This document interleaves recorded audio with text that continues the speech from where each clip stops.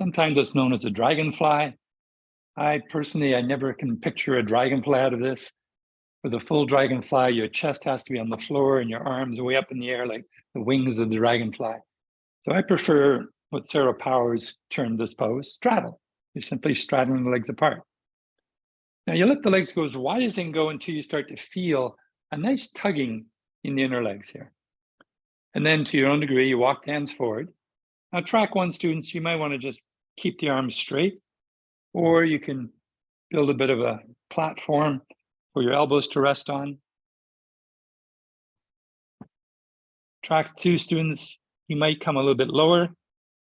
Track 3 students are the students who just flop right down on the floor.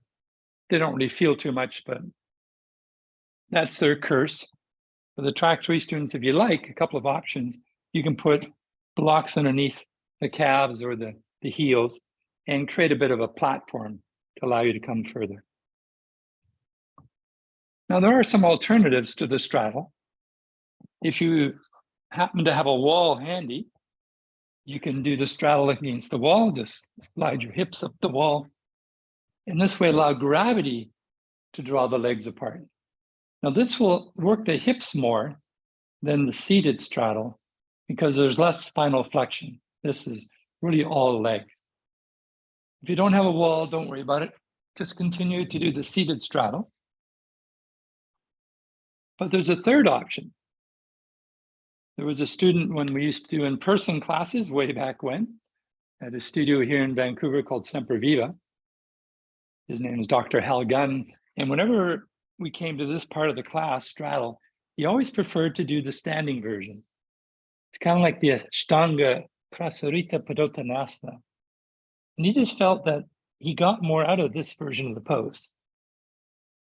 Now, personally, I prefer not to do that because I do find it's a little bit yang-like in that there is some muscular engagement to stay in that version of the pose. But for Hal, that was what really gave him the sensations that he wanted. So you have 3 options here for straddle. Just the traditional seated forward fold, legs apart, legs up the wall, or do a standing legs apart forward fold. Now, for the people who are very tight in the inner legs, the adductors, you might need to bend your knees to release them a little bit, which then allows you to come forward enough so gravity draws you down.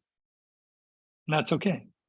Some people are so tight in the inner legs, they need to bend the knees so much their feet are on the floor, and then they can come forward.